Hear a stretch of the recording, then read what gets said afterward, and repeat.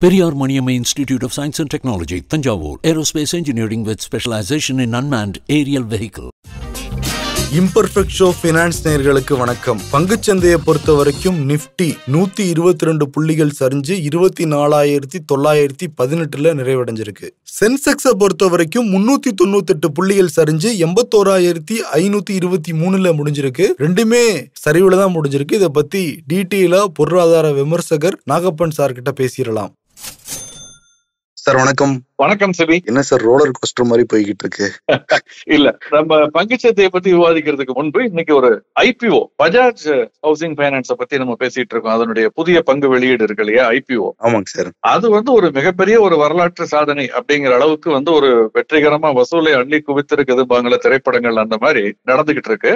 இன்னைக்கு அது பாத்தீங்கன்னா இப்போ சற்று முன்னர் வரை 7 மடங்கு ரீட்டைல் போர்ஷன்ல மட்டும் 7 மடங்கு அவங்க தேவையான அளவு விட 7 மடங்கு ஓவர் சப்ஸ்கிரைப் ஆயிருக்கு. அது மட்டும் இல்ல, ரீட்டைலுக்கு அடுத்து நான் இன்ஸ்டிடியூஷனல் இன்வெஸ்டர்ஸ் சொல்லுவாங்க. அதாவது ஒரு நிறுவனம் அல்லாத தனிநபர்கள், ஹை நெட்வொர்த் இண்டிவிஜுவல்ஸ் முதலீடு செய்யக்கூடியது. அதுக்கு ரிசர்வ் பண்ணிருக்க போர்ஷன் 41 மடங்கு சப்ஸ்கிரைப் ஆயிருக்கு. அதுக்கப்புறம் இன்ஸ்டிடியூஷனல் பிட்டர்ஸ், QIPs சொல்லுவாங்க, குவாலிஃபைடு இன்ஸ்டிடியூஷனல் பிட்டர்ஸ் சொல்லக்கூடியவங்க, அவங்க அந்த போர்ஷன் 200 மடங்குக்கு மேல் சப்ஸ்கிரைப் ஆயிருக்கு. இதுல இன்னொரு விதமா சொல்லணும்னா, அவங்க வெளியிட்ட பங்குகளுடைய எண்ணிக்கை கிட்டத்தட்ட 73 கோடி, அதாவது 72 கோடியே 75 லட்சம் பங்குகள் தான் அவங்க வெளியிட்டு இருக்குது. அந்த 72 கோடி பங்குகளுக்கு எதிராக அவங்களுக்கு வந்திருக்க டிமாண்ட் அப்ளிகேஷன் விண்ணப்ப எண்ணிக்கை பாத்தீங்கன்னா 4,564 கோடி அந்த அளவுக்கு வந்திருக்கு. அது மட்டுமல்ல, தொகை அவங்க எதிர்பார்த்த தொகை, இது மூலமா கலெக்ட் பண்ண எதிர்பார்த்த தொகை 6,560 கோடி ரூபாய். இந்த 6,560 கோடி ரூபாய் பப்ளிக் இஷ்யூக்கு அகேன்ஸ்டா 3 லட்சம் கோடி ரூபாய்க்கு மேல் சப்ஸ்கிரிப்ஷன் இது வரைக்கும் வந்திருக்கு. என்ன சார் சொல்றீங்க, 3 லட்சமா? இதற்கு முன்பு இந்த மாதிரியான ஒரு மிகப்பெரிய ஒரு மாபெரும் இஷ்யூனா 2008 கோல் இந்தியா வந்தது, 2007 முந்திரா போர்ட் வந்தது, சமீப காலமாக ஒரு இது வந்தது. பட் இந்த அளவுக்கு ஒரு மிகப்பெரிய ஒரு விண்ணப்பங்களை பெற்றது, ஓவர் சப்ஸ்கிரைப்ங்கிறது இந்த சமீப காலத்துல இதைத்தான் சொல்லணும். இதனுடைய தாக்கமா என்னன்னு தெரியல. பஜாஜ் ஆட்டோ நிறுவனத்துடைய பங்குமே இன்னைக்கு 4% ஏற்றத்தை சந்தித்தது. பஜாஜ் பைனான்ஸ் நிறுவனத்துடைய பங்குகளுமே இந்த சந்தை வீழ்ச்சியின் போது கூட ஒரு ஏற்றத்தை சந்தித்ததை நாம் பார்க்க முடிந்தது. என்ன சார் மவுஸ் மக்களுக்கு இந்த பஜாஜ் மேல, ஹவுசிங் அந்த ஐபிஓ மேல? இது ஒன்று பிராண்ட் நிச்சயமாக, இரண்டாவது லிக்விடிட்டி நிறைய இருக்கு சந்தையில. அது சேஸ் பண்ணும்பொழுது ஒரு குவாலிட்டி நான் சொல்லும் பொழுது இந்த நிறுவனத்தினுடைய பங்கினுடைய விலையை பத்தி நான் சொல்லல. அந்த விலை கூட இருக்கலாம், குறைச்சிருக்கலாம், அது காலப்போக்கில் தான் தெரிய வரும். ஆனால் ப்ரொமோட்டருடைய ட்ராக் ரெக்கார்ட், இந்த செக்டாரினுடைய அதிவேக வளர்ச்சிக்கான வாய்ப்பு, இதெல்லாம் சேர்ந்துதான் இது ஓவர் பிளே பண்ணிருக்குன்னு நினைக்கிறேன். லிக்விடிட்டியோட சந்தையில் இருக்கக்கூடிய பணப்புழக்கத்தும் சேர்ந்து கொண்டு இது மாதிரி நடந்திருக்குன்னு நான் நினைக்கிறேன். ஆனால் இதுல நம்ம கவனிக்க வேண்டிய ஒரு முக்கியமான அம்சம் இருக்கு. சென்ற வாரம் முழுவதும் நிறைய ஐபிஓஸ் வந்தது. ஒவ்வொரு ஐபிஓலையும் பார்த்தோம்னா ரீட்டைல் நிறைய போட்டிருந்தாங்க. இந்த QIPஸும் NIAs சொல்லக்கூடிய நான் இன்ஸ்டிடியூஷனல் இன்வெஸ்டர் சொல்லக்கூடிய மிகப்பெரிய முதலீட்டாளர்கள் எல்லாரும் குறைவான அளவுல போட்டிருந்தாங்க. பட் ரீட்டைல்ல தான் ஓவர் சப்ஸ்கிரிப்ஷன் அதிகமா இருந்தது. இதற்கு நேர்மாறா பாத்தீங்கன்னா இங்க ரீட்டைல் 7 மடங்கு, பட் அந்த QIPs 200 மடங்கு. அப்ப ஒரு நல்ல தரமான நிறுவனம், தரமான ப்ரொமோட்டர்ஸ், நல்ல ட்ராக் ரெக்கார்டர் இருக்கவங்க வந்தாங்கன்னா, அப்ப அவங்களுடைய ஒரு QIPs அல்லது பெரிய முதலீட்டாளர்களுடைய பிஹேவியர் எப்படி இருக்கு அப்படிங்கறத பார்த்து, நம்ம எல்லாத்தையும் பெரிய முதலீட்டாளர்களை பின்பற்ற வேண்டியதில்லை, அவங்களை பார்த்து கத்துக்க வேண்டியதில்லை. பட் இந்த மாதிரி விஷயங்களை நம்ம கவனிக்கும் பொழுது இந்த மாதிரியான ஒரு அவதானிப்பு நமக்கு ஒரு நல்ல ஒரு செய்தியை கொடுக்கும்னு நான் நினைக்கிறேன். இன்னைக்கு மார்க்கெட் நிப்டியும் சரி, சென்செக்ஸும் சரி இறங்கி இருக்கு சார். ஆமா. எப்படி சார், நேத்து ரொம்ப ஏறி இருந்ததுன்னு இறங்கி இருக்கு?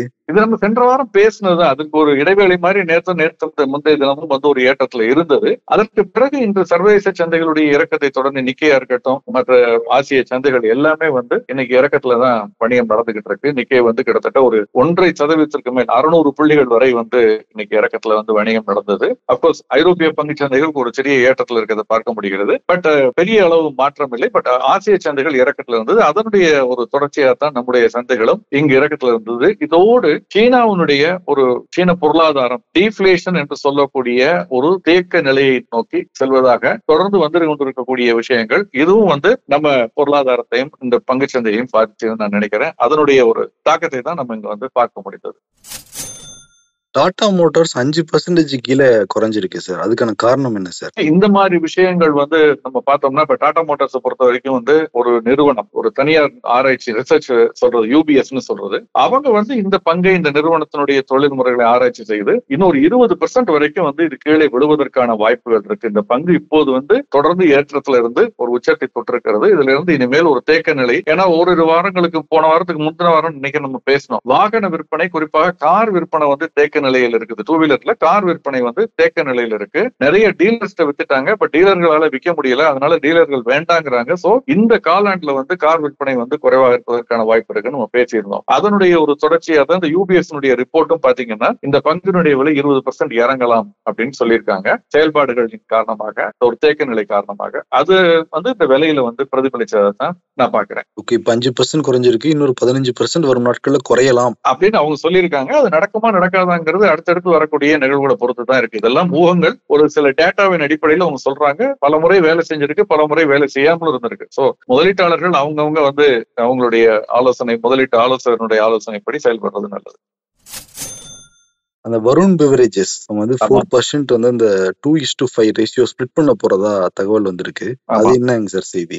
முதல்ல ஸ்டாக் ஸ்பிளிட்னால ஒரு பங்கினுடைய விலை 4% ஏறி இருக்கு. ஆனா அதனாலயான்னு எனக்கு தெரியல. ஏன்னா உங்கள்கிட்ட இருக்கக்கூடிய பங்கு, ஒரு பங்கு இருக்குன்னா அது நான் முன்னாலே பேசியிருக்கோம், போனஸை பத்தியும் ஸ்டாக் ஸ்பிளிட்ட பத்தியும். நான் உங்களிடம் 10 ரூபாய் தரேன், நீங்க எனக்கு 5 ரூபாய் தர்றீங்க, என்ற 2 நோட்டு இருக்கே தவிர 2 நோட்டுடைய மதிப்பும் அதே 10 ரூபாய் தான். இந்த ஸ்டாக் ஸ்பிளிட்டும் போனஸும் அப்படிதான். ஒரே ஒரு சின்ன வித்தியாசம் ரெண்டுக்கு என்ன இருக்குன்னா, போனஸ் அந்த நிறுவனம் ஈட்டியுள்ள லாபத்தை கேபிட்டல் ரிசர்வா வச்சிருப்பாங்க, அந்த ரிசர்வ் பங்குகளாக மாற்றி தருவாங்க ஏற்கனவே இருக்கக்கூடிய பங்குகளோட சேர்த்து. ஸ்பிளிட்ல என்ன பண்ணுவாங்கன்னா, ஏற்கனவே இருக்கக்கூடிய பங்குகளை 10 ரூபாய் முகமதிப்புள்ள பங்கா இருந்தா 2 5 ரூபாய் முகமதிப்புள்ள பங்காவோ அல்லது 5 2 ரூபாய் முகமதிப்புள்ள பங்குகளாவோ பிரித்து தருவார்கள். அவ்வளவுதான். ரெண்டுக்கும் பெரிய வித்தியாசம்னு சொல்ல முடியாது. டெக்னிக்கலா ஒரு டிஃபரன்ஸ் இருக்கு அக்கௌண்டிங் மெத்தட்லயும் இந்த ரிசர்வ்ஸ்லயும். பட் உங்களுடைய கையிருப்பிலோ அல்லது அந்த பங்கினுடைய மதிப்பிலேயோ பெரிய மாற்றங்கள் எதுவும் நிகழப்போவதில்லை. முன்னால நீங்க 5 பங்குகள் வைத்திருந்தீங்க, அந்த 5க்கு இப்பொழுது 2 பங்குகள் கொடுக்க போறாங்க. 2:5னா 2 shares for every 5 shares எழுதுன்னு சொல்றது. 2 பங்குகள் போனஸ் ஸ்டாக் ஸ்பிளிட்டா கொடுக்க போறாங்க. அதாவது 2 பிரிக்க போறாங்க. அந்த மாதிரி பிரிக்கும் பொழுது உங்களுக்கு கிடைக்கக்கூடிய ஒட்டுமொத்த மதிப்பு, பங்குடைய மதிப்பும் அதே தான் இருக்க போகுது. அதுல எந்த விதமான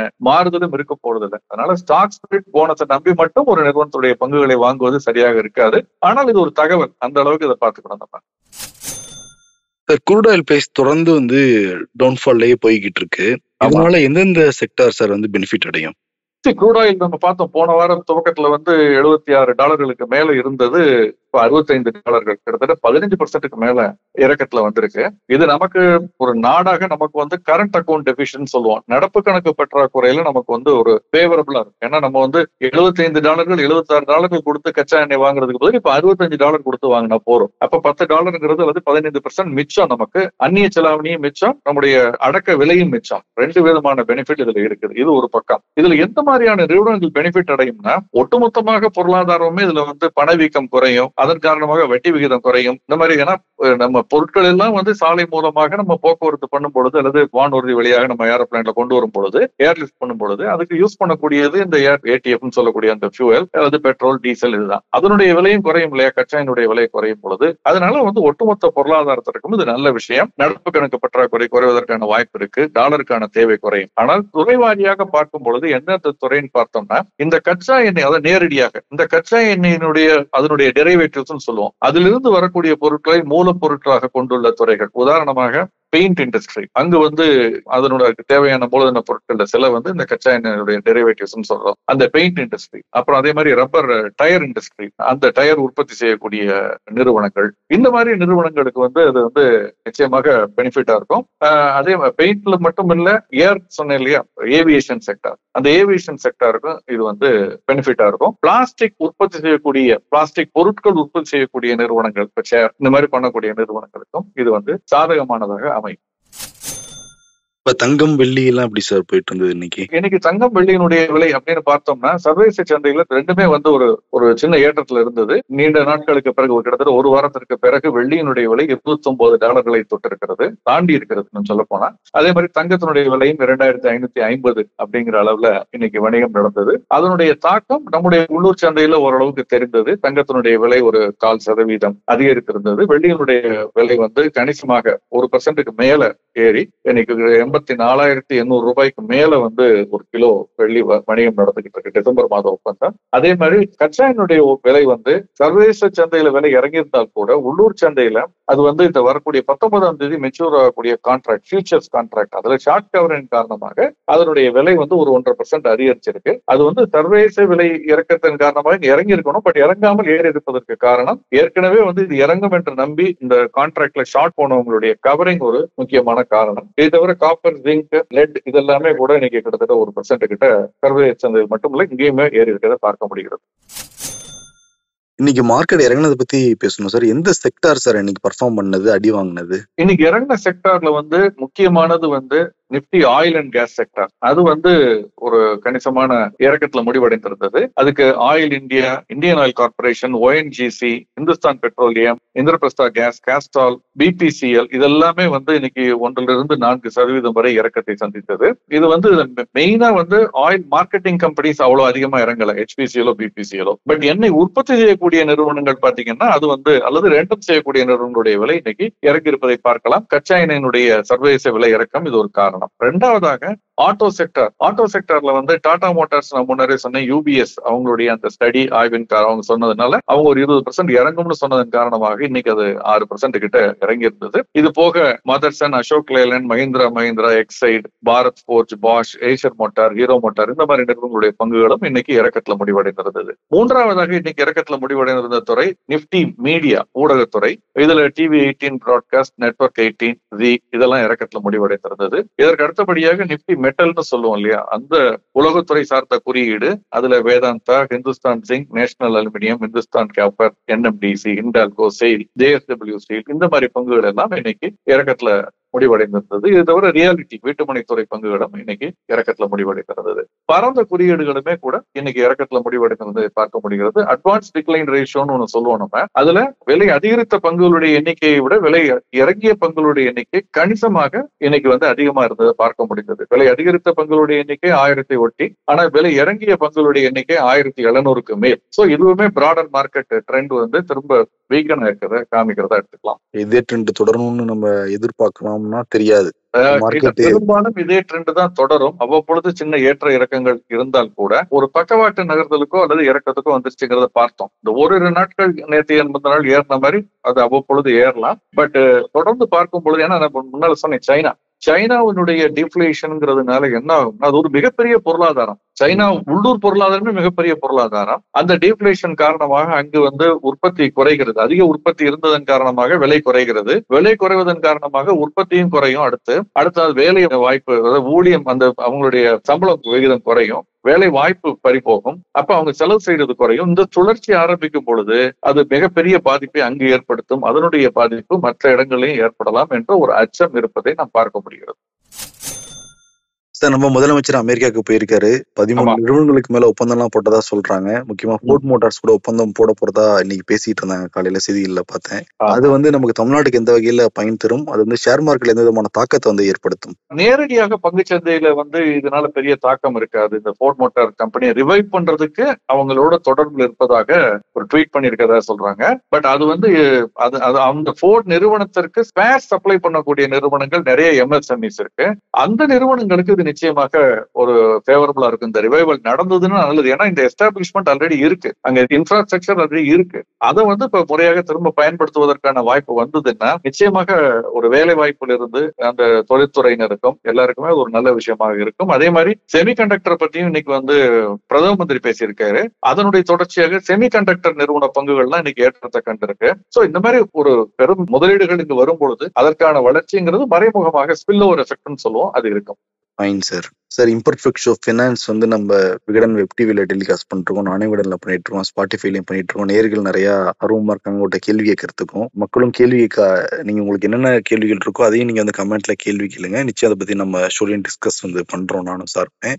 ரொம்ப மகிழ்ச்சி சார். நாளை சந்திப்போம் சார். Thank you sir.